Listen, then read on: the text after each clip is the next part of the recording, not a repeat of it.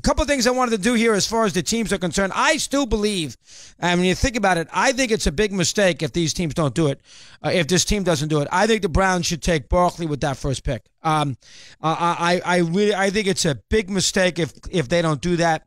The reason why you would take a quarterback there if you're Dorsey is that you have determined that there is one quarterback that is that much better than the other three. And then you would be afraid if he is taken before you have your second first-round pick at number 4. That is the only reason why you would take a quarterback in that spot. And listen, I did not see Josh Allen play. I have seen Rosen. I have obviously seen Mayfield, and I've seen Donald. I could make an argument. I don't know if I make an argument for Mayfield, but I can make an argument for either Donald or Rosen. I think both are very, very good. I don't think you're going to go wrong. I don't know if they're going to be great players, but I don't think there's a great differential between either one of them. So I don't know how he feels about Allen. Everybody thinks that Allen's the Browns' choice. So if that's the case, even better.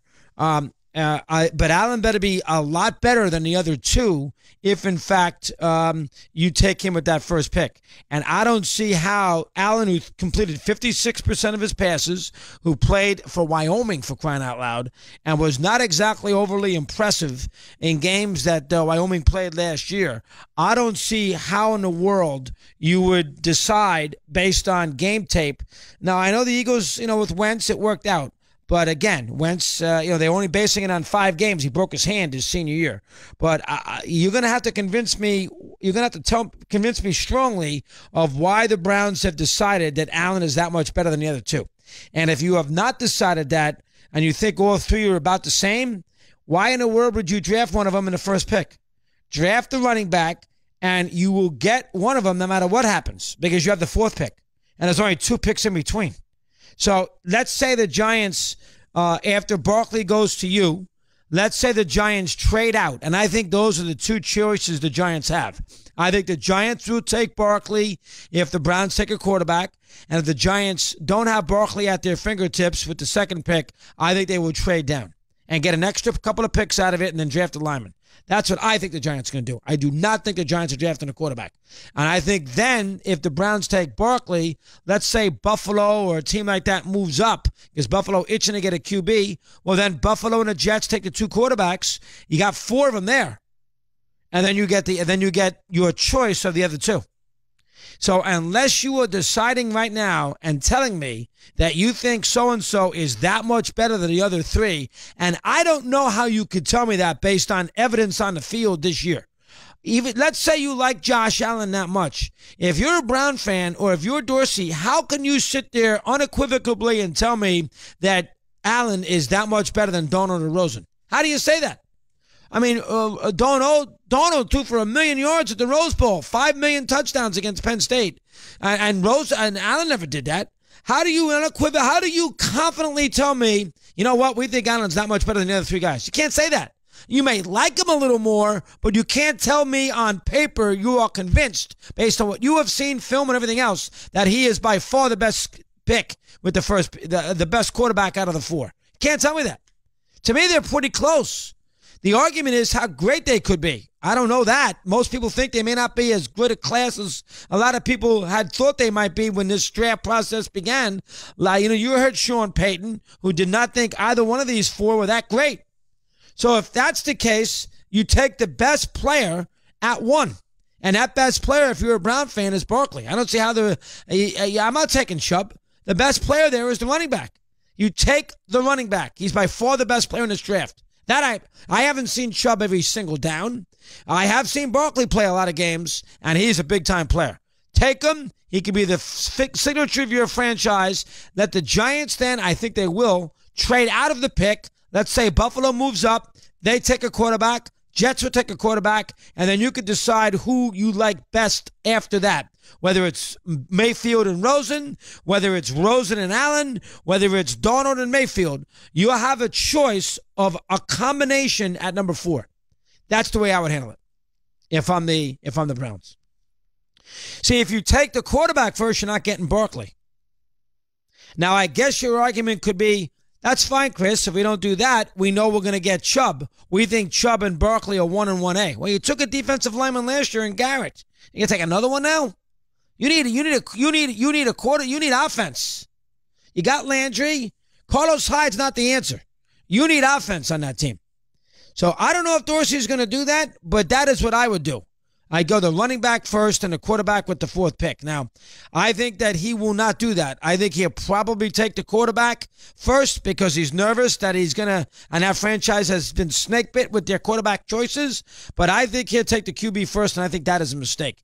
John in Cleveland, he's up here, and he says hello, and he's on Mad Dog Unleashed. Johnny, good afternoon. How are you today? Good, Chris. You? Hello, Jim. Not bad. Thank you. What's on your mind now? What do you have for me? I agree with you 100%, Chris. They have to take the running back first. You have to. How can you pass on that guy? I don't understand why there's even a debate about this. I mean, you take him first, you're still going to get a quality ball player at 4, whether that be the quarterback that you have or dreaming of. Myself, I would take Mayfield. That's who I would want at 4 if I could get him. I think that guy is going to be a winner. I think he's got something to prove. I think he's got the intangibles that the other ones just don't have. He's not a West Coast guy. He's going to get here. The Browns got a young team. He's a young guy. They got a lot of receivers with Landry and Gordon if he can stay good, and Coleman. If they get him out there and with Barkley in the backfield, I mean, they have a hell of an offense. They got the guy from last year at defensive end. They got a great defensive coordinator. I mean, they got to take the running back at 1. I don't think he's going to be nervous. I think he's going to do that. I mean, I hope he's going to do that. Chris, the other thing real quick, have you looked at the Browns' schedule this year? I'm looking. Go ahead. It's brutal. I mean, I see them maybe, if they're lucky, 4 wins. Well, draft Unitas and Barry. They're not going to draft Unitas and Barry.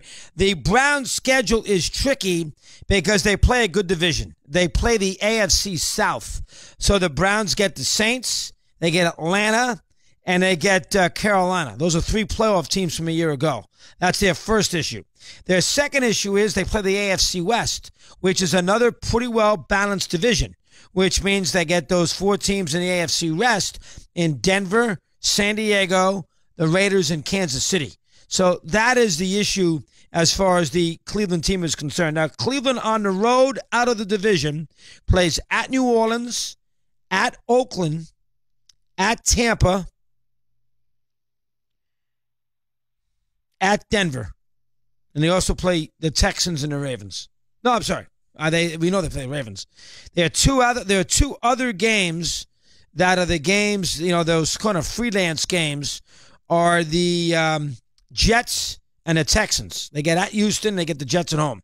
But their games on the road out of the division are hard. New Orleans, the Raiders, and Denver. And the last one is Tampa, which is not so difficult. That's why that schedule is tricky as far as Cleveland is concerned. I don't know what Dorsey's going to do.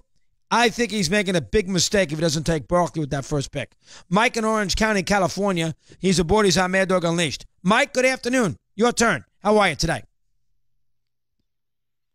Are you there, Michael? In Orange County, California. All right, Mike. That's Eddie. Let's try him again. I think he might be hanging around. Mike, you there? Mike's gone. So we lose Mike. We'll see if we get him here momentarily. And then if you do take Barkley, that puts the Giants in a very tricky spot. Now, I don't think the Giants are going to take the defensive lineman with the second pick. I don't think they're going to do that. I think the Giants will go down, and I think Buffalo will come up. That's what I think, because Buffalo's got the 2 first-round picks, and they can give the Giants another pick after that. So I think they're going to go down to Buffalo at 12 and take the 22nd pick if, in fact, Barkley is gone. I think if Barkley is there, the Giants will take him. Here is Ari in Philadelphia, PA, and he's aboard. He's on Mad Dog Unleashed. Ari, good afternoon. Your turn. How are you today? Good, Doggy. How are you? Fine, Ari. Thank you. I am a refugee. Good boy. You know the help we can get. Good to have you with us. Go ahead. And I've never called you before. I don't think I've ever called sports radio before. I'm not a huge football guy. I'm more of a baseball guy, but I had a schedule point that I didn't think you caught on to. One of the London games is I think the Titans and the Chargers. Correct. And they scheduled the game. I love, as an East Coast person, I love these 9:30 NFL games. But if you got a 9:30 Eastern time NFL game involving a West Coast team, those fans have to wake up at 6:30 in the morning to watch that game. Don't you think that's a little crazy? Yeah, that's not the first time that's happened. The Rams last year played Arizona early in the morning in London, and those two teams, fan bases had to get up at 6:30 in the morning. So that is not the first time that has occurred. I think ideally they wouldn't prefer that, because that's going to be a 6:30 start now for the LA fan base to get up to watch his Chargers play. So I get that. Good point, Ari, but they did it last year. I think there's not a lot you can do about it. Last year you had the two teams. Now the Chargers play in Cleveland the week before. So they will go right to London to play Tennessee. And Tennessee the week before, they will play the Ravens at home. So the Chargers will make a long trip. They go to Cleveland and then just go right to London from Cleveland. Ronnie in Michigan, and he's aboard. He's on Mad Dog Unleashed. Ron, welcome. Your turn. How are you? Mad Doggy, the only thing I have to say, though, those running backs, they only last about 3 years. And if you hit on that quarterback, you got him for 10 years. I say you take the quarterback and you get that lineman out of Notre Dame, and then you're set. That's what I would do. Well, first off, that lineman out of Notre Dame, that's a little high at 4. Secondly, you can still get a quarterback with that 4th pick. Yeah, but you can get the quarterback you want with the first pick. Well, are you convinced that there's a huge differential between these 4 quarterbacks? I think they're going to take the kid out of Wyoming. He's a big, strong kid, and he's going to be like Wentz or Roethlisberger. I think that's where they're going, and they're either going to take that defensive end or they're going to take that lineman. That's what I would do. Because those running backs, Doggy, they don't last long in the NFL. Well, listen, I get that. There's shelf life. I understand that. I'll tell you right now, though, you take Josh Allen, who completed 56% of his passes last year, who, never played a big game in his life, and good call, Ronnie. He better be Wentz. He better be Wentz. With the Browns' history at that position, which is horrendous, you better get that right. And I'll tell you, everybody seems to think that Allen's going to be that guy in that tough conference, in that tough division with the tough weather. Boy, oh boy, that would really, really be a reach to me to take him with that first pick. I'd take the running back. Mr. Torrey's in the house today. Hello, hi, how are you? Hello, Steve. Anything about the schedule that you found interesting there that I need to address? No, nothing new, but I thought I was a little surprised the 49ers. I mean, think about where they were for about 75% of last season, and now they're on prime time 5 times. It's just based on one player. It's pretty amazing. Yeah. Rams, Green Bay, Giants, and Seattle. Very fair. What else? Yeah, I mean, and I had told Eddie, and I think he did because you referenced it. Peter King had a great story in MMQB today, just really breaking it down and seeing how they came to some of the decisions they made and about some of the stuff that they protect now with Week 16, which I guess you weren't aware of until Katz told you about it. Right. Right, which protects them a little bit now in case, They got a little flex schedule with a couple games there in Week 16. Yeah, which I thought was interesting. And there was, there were a couple of things. One was they had the schedule completed. And then there was something that they noticed at the end about the Steelers having to play in Oakland on December 9th on a Sunday night. And the original schedule had them, they play that Sunday night, get back to Pittsburgh 7 a.m., and then the following week they were on the road. And then they realized, wait, we can't do that. So then instead they're going to be at home because then they would have to travel on Saturday. So it's a real short week. Now they're back at home for that following week after they play Oakland on Sunday night. But they get the Patriots at home in Week 15. He discussed the Monday night. Last year there were 5 examples of a team playing a Monday night game and then on the road the next week. Pittsburgh, that happens to be a Sunday night game in Oakland, which is also a flex game, by the way. Now, they won't flex Pittsburgh out because Pittsburgh is such a huge TV team, so NBC would keep it no matter how bad the two teams were. Yeah. So that will be the Sunday night game. So they had them on the road the following week. So they were going to give Pittsburgh a 3-game road trip late in the year. Well, I know that. I think originally it had because I they don't play know. the Saints. They play the Saints Okay. the 23rd. Yeah. So they were going to give them a 3-game road trip in December. That's tough. I guess they would have. Yeah, I didn't realize that was. I didn't even think about the extended road trip. I was thinking more of that it was just interesting that they originally had them going on the road, and then they realized, wait, we can't do that. But it's good. You should read it. I mean, there's a lot of interesting, and you hit on a lot of the stuff you covered with him, which is good. It's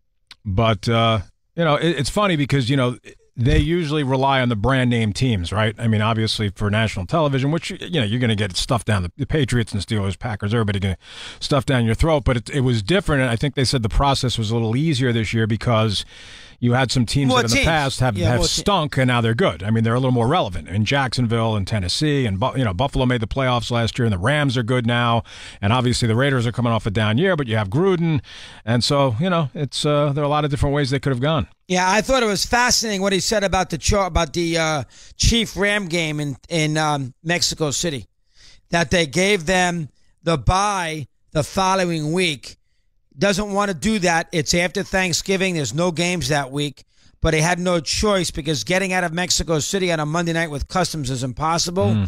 So he went to the owners and they gave them permission to do the bye after Thanksgiving for the Rams and Chiefs. I thought that was interesting. Yeah, I did. I missed that part, but yeah, that is you get into that because it involves travel. So it also means that that's one less game for you to work with now.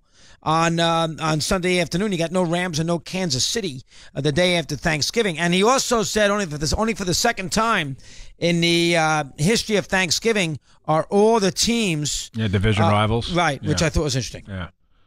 Yeah. So it's good. A lot of interest there. A lot of interest. Now, how are you doing? You okay today? I'm fine. How are you? Are you good? Right. You're not bad. How was Danny? Was Danny fine this week? Mr. Cannell? Danny was good. He was solid. Solid, okay. Absolutely. And the Yankees won last night. The Red Sox won as well. Yankee bullpen looked pretty good. I know Robertson had a little issue in the 8th, but he got out of a little issue. He almost collapsed. But he didn't. He gave up a run with the bases loaded. Steve, he wasn't great in the inning. My God, he stunk. Right, but let's not give him credit for getting out of a bases loaded 1-out jam. It was an inning that he did it himself. He didn't inherit that. Granted, I'm saying the bullpen. I said the bullpen pitched pretty well, and Robertson had one inning, but at least he got out of it. I mean, hey. I'll take it. You are tough with the Yankees. You can't knock them at all. What did Stanton do yesterday? Did they go for 1 for 3 and a walk? Actually, that looked pretty good. Had pretty good at bats. Little single for him, not bad. All right. And thank God for Judge and Didi. They still keep producing. But the Red Sox are never going to lose again, so I think it's pretty much over. And the Red Sox have Pomeranz tonight against Graveman, who stinks. Red Sox will probably win 2 more games on this road trip, I would think. Then they go to Toronto after this, by the way. They go to Toronto next. They absolutely kicked the Angels' ass. My God. They scored 27 runs in 3 games. Not one game was close. Not one game was close. That is correct. What else? Everything else under control with you? They're playing great. No, honestly. I mean, their defense. No, they are. They're good. They are. Their pitching is phenomenal. And they're hitting the crap out of the ball. They make no mistakes. Put that together, and you're 18-2. Yeah. They're not 18. They are 16-2, but I understand. You get this, the 16. And the amazing thing about the Red Sox is they lost their first game of the year in terrible fashion. They blew a 4-0 lead in the 8th inning. Yeah, and everybody was getting on Cora in the first day of the season, and yet they've one loss since. They've been very, very good. Are you signed up for the Sunday Drive next year or no? Why wouldn't I be? All right, I wasn't sure. Steve Torrey, Bill Leckus. That's right. The NFL Sunday Drive. Yeah, indeed. That let's see, what is it? Year 14, I think it's going to be. Won't be that many more of them, but year 14 for the Sunday Drive, all right? Why not? Is the NFL going away? Well, no. The NFL is not going away. I see. Who knows? Things change, right? Always. Yeah, very good. You ready to go with the sports? We'll get to the NBA later at 5:30 when you're back. You're back with us at 5:30, are you not? I wouldn't miss it. I mean, he's got a sports